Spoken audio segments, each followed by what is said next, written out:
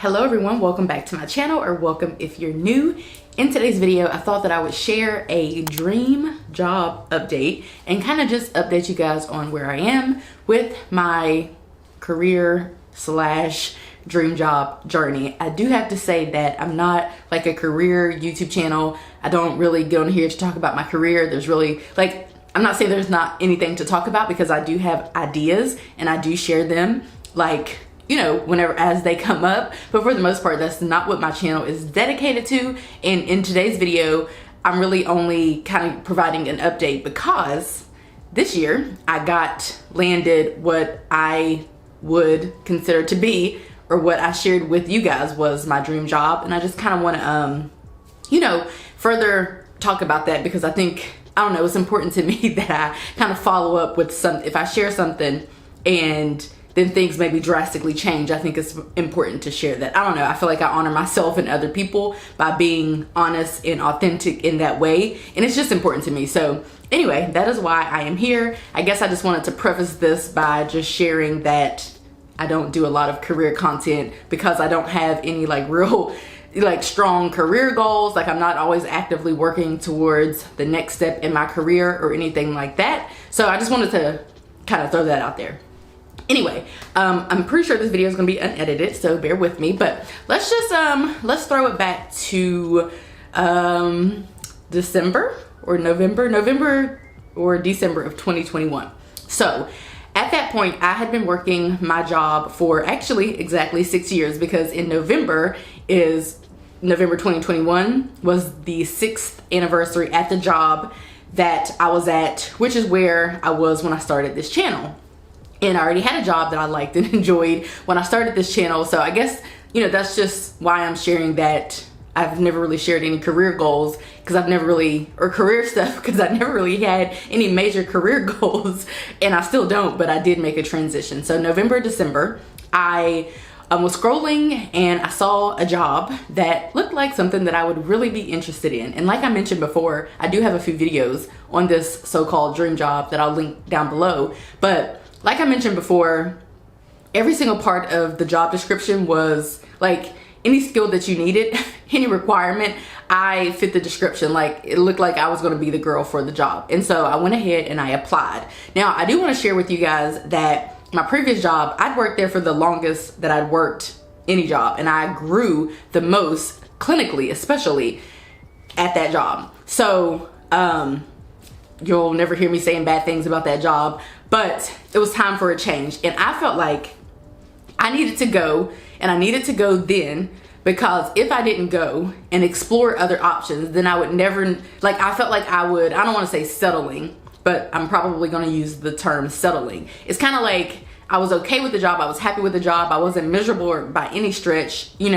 Many of my coworkers had become friends. They're still friends. We hang out still. We still go to lunch and all of that kind of stuff. Still hang out with them and go to different shenanigans and functions. But I just felt like, okay, if I'm going to really go after something else to see, it's kind of like I needed to go see what else was out there, to see if that was not as good as it was going to get for me. I don't know. It was just something that I had to do. So I'd been thinking about that for a couple of years, probably since around 2020, which we all know what took place in 2020. So by default, I did take part in what was the Great Resignation. And so I did resign from my job, but actually my last official day was in January of this year, January 2022. Needless to say, I did get the job that I'm working now, and I started it in January of 2022 as well. So I guess I'm just trying to drive home the point that it wasn't like I was trying to flee from my job necessarily. It's just that I'd been working there for a while, and I really wanted,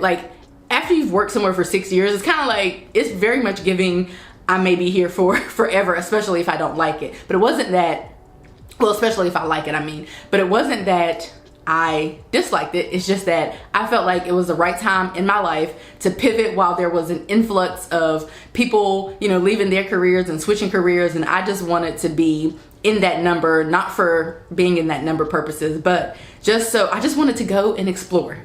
And I told them, because they're building a new building and all of that, I'm like, when my office is ready, let me know, which will be a couple years from now. I may actually even come back. I thoroughly enjoyed the people that I worked with and the work that I did there. But like I said, there was just always something that, this was just always something that I wanted to try. So bringing you full circle, if you would have asked me when I first got into social work 10 years ago or whatever, where I would see myself practicing, because there are so many places and settings where we can practice, like hospitals and at the VA and military bases and group homes and treatment facilities, and I mean literally the list goes on. So I know for sure 100% without a shadow of a doubt my preferred population is children, especially teenagers. I just connect with them most, and that's what it's about. Sometimes I don't feel like, well, in this walk in life, for sure for me, in life in general, but especially when it comes to my career, something that I'm getting up every day to do, leaving my home every day to do, I just feel like it's important that the work that I'm doing is actually the most helpful. So sure, like, I like all children of all ages. I'm just a fanatic for children. I just am an advocate for children. I just love children, and I always have. But I don't feel like I do my best work with, let's say, toddlers or babies. I feel like I do my best work with teenagers. And what it's about for me is what work and how am I showing up for the client? How, what does that look like? And so for me, I think it looks the best as I'm showing up for teenagers. So teenagers are my targeted population. But if you would have asked me 10 years ago where I would see myself working, what my dream job would be, I would say working as a clinician, as a clinical social worker in a school setting. And so I have to say, it's kind of like over the past 10 years, I've been like this close to achieving that goal. Meaning, one of my first jobs was at a treatment facility, and there was a school on campus, and the kids went to school there. And so I was able to kind of support them clinically as they went throughout their school day. And I would work similar jobs up until, so I guess what I'm saying is I've always kind of worked in the school system or helped to support children in that way, but I've never actually been employed. I'd never actually been employed by the public school system. That is until January of this year. So January 2022, I hit the ground running with my new job.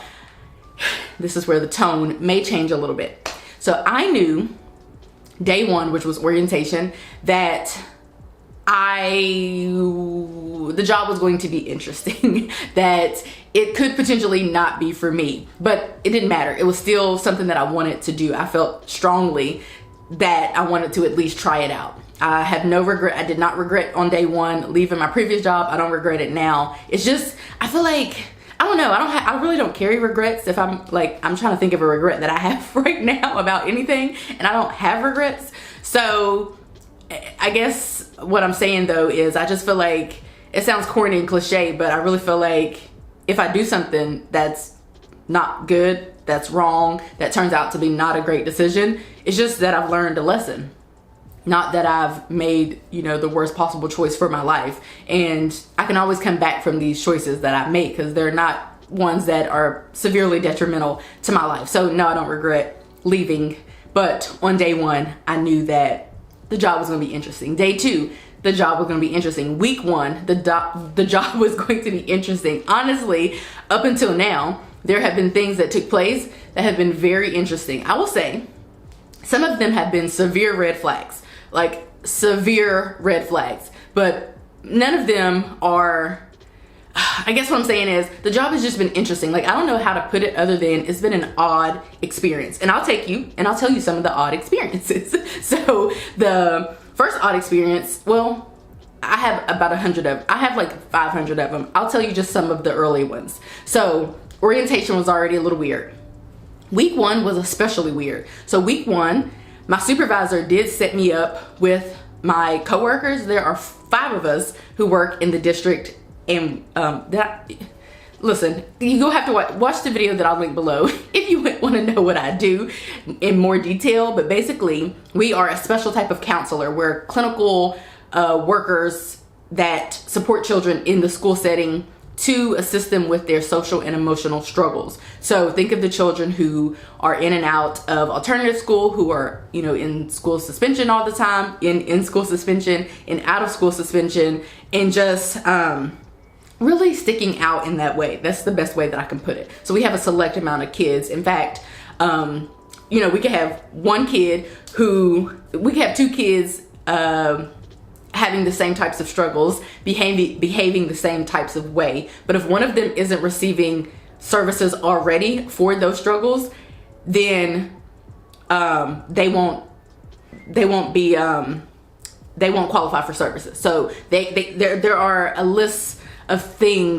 whole list of things that kind of contribute to them being eligible for our services. So anyway, it's kind of like a cross between school social work and a school mental health counselor. So not quite either one of them, but if anything, I would lean more towards a school mental health counselor. It's a unique job. It was cool. That's why I applied. So anyway, week 1, I'm shadowing my coworkers.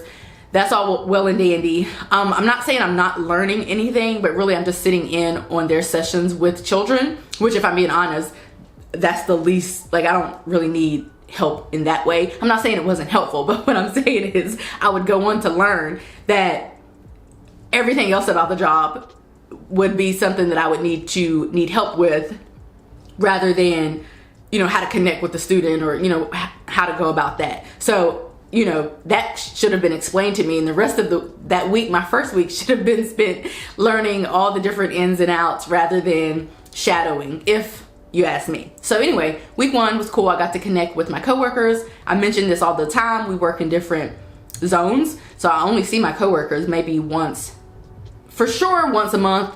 I feel like I can say confidently I've seen them at least once a month since January, maybe twice. So anyway, shadowing, that's all well and good. So the next week, I really don't know.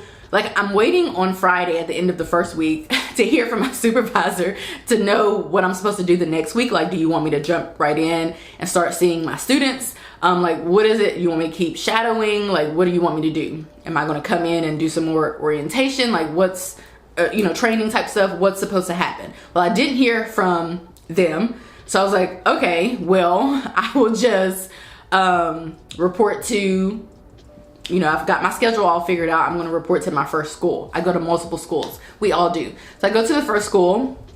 I'm doing all the things, and I'm still waiting to hear from my supervisor. I mean, I guess I could have reached out, which I eventually did, but I'm just kind of waiting to hear what my next step should be. So I never hear from my supervisor, but no, I emailed them, and then I learned that they were on vacation. So I'm like, oh, okay, well, I guess I'll just wing it this week. I don't really know. I wasn't left with any directions. I didn't know they were going on vacation. So YOLO. So anyway, I just proceed and I just jump in and I just hit the ground running, which was kind of already like one of the red flags and a strike against the job already, because I literally didn't have any direction. So I'll have you know that from that point forward, up until now it's June. School, we just let out for the summer last week. Up until now, I still have no one's ever reached out to me to like help or guide me when it comes to this job. Any questions that I have, I reach out. Any questions that I have, I normally don't even reach out to a superior. I normally just reach out to my coworkers via text or whatever, and they'll help me and answer my questions, because that's seems to be the quickest way to get an answer. So still to this day, no one's ever reached out and asked, you know, how's your first week? How was your second week? How was your 12th week? How was your 5th month? You know, so that's weird for me. I would have to say that maybe it's a school system thing. I don't know if it's a school system thing or if, I don't know what it is, but all I know is that I've never worked a job where my supervisor wasn't checking in, or where we weren't doing any supervision, like scheduled supervision sessions, or where the supervisor wasn't on staff. I mean, like in the same building as me. That's been kind of interesting. Obviously, I can't have a supervisor in all of my different schools, but it's still been, that doesn't take away from the fact that it's been something interesting that I don't have any supervision in that way. Additionally, I feel like as a clinician, we need a clinical supervisor. You cannot do clinical work. I feel like you shouldn't do clinical work, especially if you're new to doing the type of clinical work that you're doing, without clinical supervision. And I've brought these things up as a concern, just by the way, because that's who I am as a person. I'm not going to talk about all the things that could be fixed or different without you know, telling someone this and expressing my concerns for that. So that's been very interesting. If you are a clinical person and you're working in a public school system where maybe there are not going to be any, where you're not going to get any clinical supervision. That's just something to be mindful of. And some people like it. Like I tell my old co-workers about it, like when I'm talking to them about my new job, and they're like, oh yeah, like, so it's divided. Some people like, you know, not being micromanaged, if that's what you want to call it, or not having any supervision in that way. I don't really like it when I'm working a new job or doing a new role. How do I even really know what I'm doing if I'm doing what I'm supposed to be doing if I don't have any supervision, especially as a clinician? Speaking of, in these schools, all the schools that I go to, I'm often the only clinical person in the whole building. So that's something that's new for me. I can't just like tap my coworker's shoulder or, you know, whatever, and consult with them, which is important as a clinician. I feel like being able to consult with your colleagues is super important. So I can do that when I talk to my coworkers, but I don't have that on the job day to day. Like I can't say like, hey, how do you do this? Or sometimes taking the clinical role out of it, just working as a person in public education, I can ask, like I get so many different answers. I'll ask my supervisor what I should do. They'll tell me one thing. I'll ask my coworkers. They'll say, do it a different way. I'll ask the principal. They'll say this. I'll ask the teacher. I'm trying to get, you know, like on the job training, I guess, like asking people questions like, oh, do you know how I'm supposed to do this? Or how have people done this in the past, like in a meeting or something? Just trying to get on the job training because, you know, I've just been winging these meetings, make no mistake, but I'll ask a question and so people have so many different answers, and that's weird for me because I feel like I've never not been on one accord with the people that I'm working with. So the fact that I'm working with so many different people who have so many different answers that are all likely wrong, like I don't even know what the right answer is because literally everybody tells me something different. It's different. So that's also like another red flag. Also, I just feel like the hardest part for me is just being a clinician and doing this job when I'm like the only one in the building that's a clinician. Because when it comes to like, this is a perfect example. I went to go get one of my students from class one day, which I get them all from class, obviously, because I work with them at school, and my student wasn't there. But the teacher was like, well, I haven't seen him this week, but we do have another student here who is having a meltdown or something of the sort, she said. This is a high schooler, by the way. And she was like, you can take them or help them. And so the thing is, I only work with a select group of kids. I don't even know if everybody knows that. Like, I don't know that everyone knows that we have a caseload. We don't just meet with any random student in the school. So I don't know if everybody knows that. But so what was interesting is that I was like, well, I don't have anything else to do. So like, I'm here, I'm an adult. I don't want them to, you know, I just care about kids. So like, as a human who has the time now, since my other student isn't here, let me like see what's going on. So I'm like, well, who is it? And she's like, she says the kid's name. And I'm like, that's my student. I'm 100% sure she didn't know this. I'm like, he's actually on my caseload. Please give him to me. Like, bring him my way, send him out. I will take him and we'll go talk about what's going on, and then I'll bring him back. Turns out things were going real left in that day. Things were not going the right way, and he was struggling. I think it was first or second period, but he'd been struggling all day, but it really kind of showed up. You could see it in second period. So anyway, it's just kind of like things like that. And I try to email teachers regularly to let them know who's on my caseload, because they'll never know that. Like, you know, I can work with one teacher to get services for the student, but every other teacher who might have that student isn't going to know that that student is on my caseload, and that I'm there to literally, my role is to support them clinically to increase their social and emotional development, so they're not having, or they're having less, well, in a perfect world, they'd be having no severe meltdowns in the school setting. That's literally what my job is. So sometimes, you know, I do schedule a session each week with all my students. I see them the same hours. I hold space for them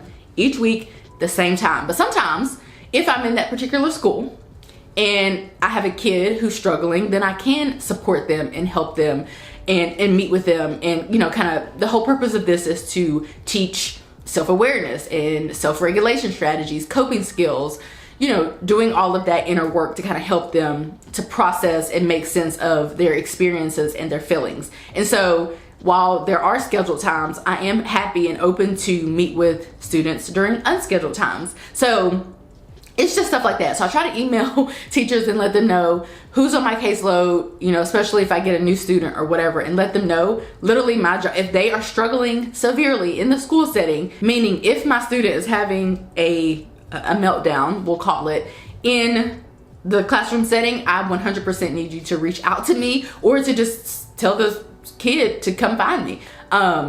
Normally they know what days I'm at which school, and at this particular school I have the most kids, so I spend a lot of time there at the high school. So it's just like little stuff like that is really difficult for me, because it feels like I want to be able to support the kids more, but there are so many barriers to me being able to do that. Again, I rant about this all the time. It's wonderful to teach all the different skills and strategies when a child is calm, but when they are dysregulated, I feel like there's power in helping them to work through those situations as well. So sure, I want to meet with them regularly each week when they're calm, and I'm going to hold space for them in case they just want to come and vent, and we talk about what they're experiencing and talk about strategies for managing their feelings and experiences. But I also want to be able to support them during crisis situations.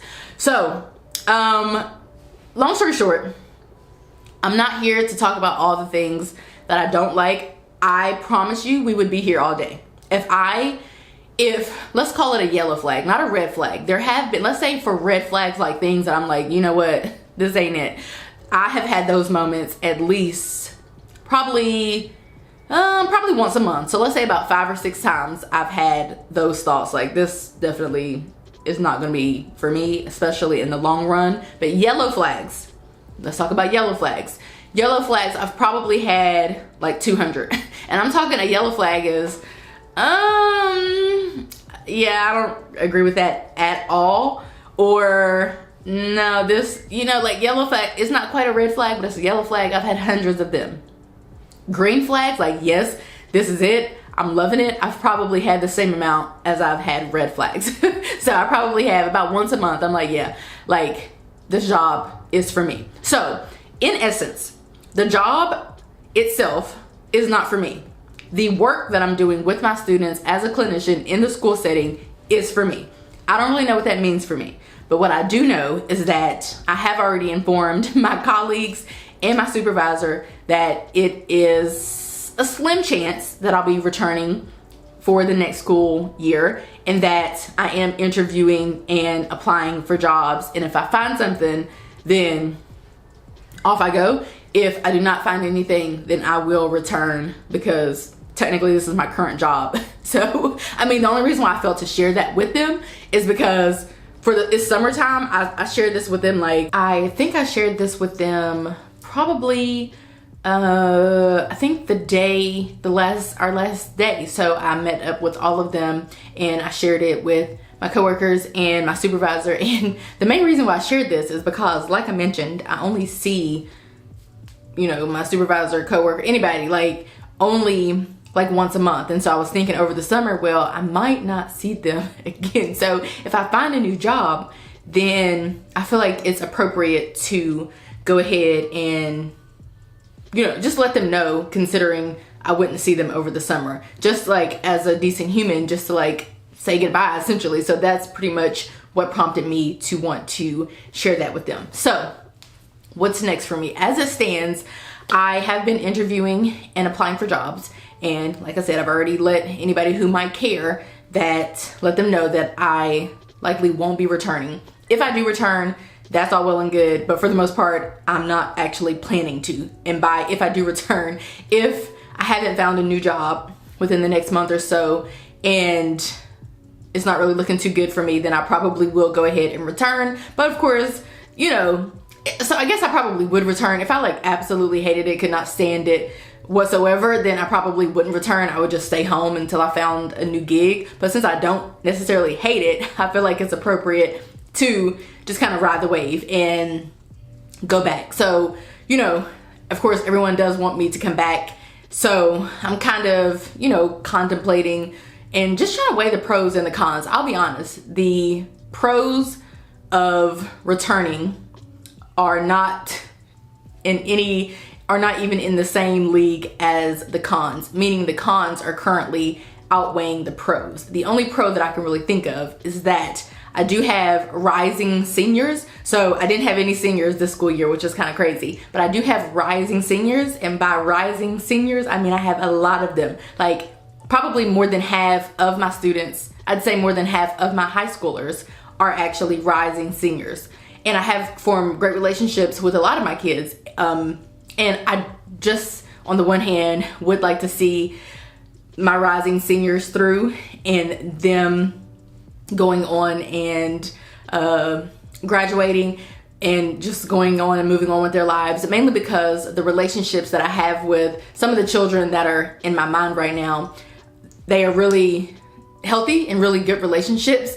And, you know, they've been able to count on me and rely on me. And I just feel like it would be fun and would fill my bucket to kind of see them through. But of course, I've worked with lots of kids, and honestly, you know, just the kids aren't typically enough for me to make me want to stay at a job that I really don't really care to be at. So as of right now, I am leaning towards not returning. Like, that's a strong, you know, thing that's happening with me right now. I feel strongly that I don't really want to return. But when I think about potentially just like maybe giving it another year, like giving it another go, I did start later on in the year, like halfway through the year, I guess you could say. So maybe things were the way that they are. We switched supervisors, you know, maybe things were the way that they were because it was, you know, the latter part of the year. So I'm not opposed to giving it another try, just for the sake of the fact that if I did, I would be able to see my seniors through, and that would really fill my bucket. So